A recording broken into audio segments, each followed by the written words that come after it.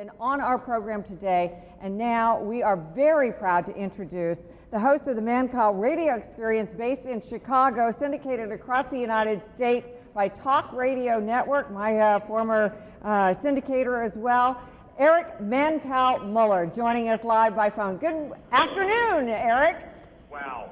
Wow is right. We are so proud and thrilled and honored to have you on our broadcast. Well, I'm honored to be here. You guys are doing a great thing, and you know, Melanie, I love you, and Breitbart's changing the world. He certainly is. Let's hear a little applause for that. Has anybody seen how Mancow does his show? Do you remember his underwear? The movie Fame, and Bruno, how he used to play two keyboards at the same time? When I was 10 years old, I go, how does Bruno play two keyboards at one time? And that is how Mancow does his show. What's a euphemism for a freak of nature? It is. He produces it. He plays two keyboards at the same time. But I want to ask you a question, Mancow. And you're about my age, and I think I was a testosterone-draced, joke-driven person between 9/11. I don't think I had 12 serious thoughts before I was 30 years old. And then 9/11 happened, and I watched how Mancow has transformed himself from being a joker, a troublemaker, a guy who shut down I believe it was the Bay Bridge in San Francisco, to one of the most steadfast supporters of the troops at wartime. What happened? Well, first of all, I think of myself more as Coco from Fame. I often like to dance on taxi cabs, and you know, of course, the Muslim taxi cab drivers in Chicago, they just laugh. So if you're ever in Chicago, just jump up on their cars and dance like Fame. They love it. You know, look, I do it, I guess, the way South Park does it. It's sneaky conservatism. It's common sense. And what happened to me on 9/11, I worked at the time in the Kennedy-owned World Trade Center. Chicago had one too. They evacuated the building. The city was in chaos. We thought the Sears Tower was coming down. I mean, you know, 9 years later, it seems, maybe it seems a little crazy in the rearview mirror, but you know, the sky was falling, planes were dropping. I decided to stay on the air. I was also on the Fox News channel when the second plane hit.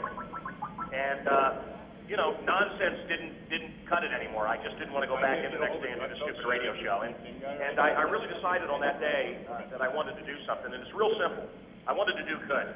And I know that sounds probably stupid to many people, but in a country right now where, and certainly a city here in Obama's neighborhood, nobody's even trying.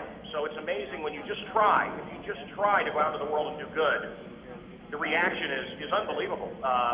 You know, a groundswell of hate, a groundswell of evil. If you try to do good in this world, you're gonna feel it, but it's much more rewarding. So yeah, 9/11 changed me, and certainly having kids changed me. And absolutely, Breitbart. Well, Eric, I know that you have talked extensively about service and sacrifice of our soldiers overseas, and that's what this whole show is all about. And you know, I can't say enough about these guys, and I know that you can't either. Well, I broadcast from bases. I've been to the Middle East. The sacrifice is unbelievable. You know, I don't know what the tone is of the show here, so I don't want to get you in trouble or me in trouble. But I wish we'd let the guys win. I think the troops know what to do, and we could win these things. But I think, much like I saw in Chicago, you know, we've seen a lot of politicians messing things up, a lot of gridlock, a lot of. Well, look at the way they're handling the Gulf, for instance. Where there is no leadership and where there is no vision, people perish. And I just really wish they'd let our soldiers do what they do best.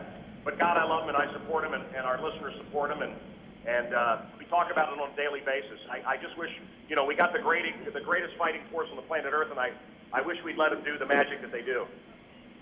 Thank you very much for joining us. I know that you have a really short time window here available, and we can't tell you how much we appreciate your appearance today. Eric Mancow Muller, ladies and gentlemen, awesome.